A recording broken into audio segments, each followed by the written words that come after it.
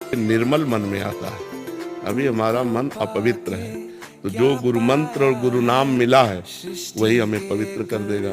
यदि हम गुरुदेव के बताए हुए मार्ग पर चले और नाम मंत्र जप करें, तो जहाँ हृदय निर्मल होता है तो गुरु की तो बात जाने दो, सुअर कुत्ता में भी भगवत भाव हो जाता है। नामदेव जी कुत्ते में भगवान की प्राप्ति कर रहे हैं। चराचर जगत भगवान ही बने हुए हैं। मत्ता परतरम नान्यत किंचिदस्ति धनंजय, मेरे सिवा किंचन मात्र कुछ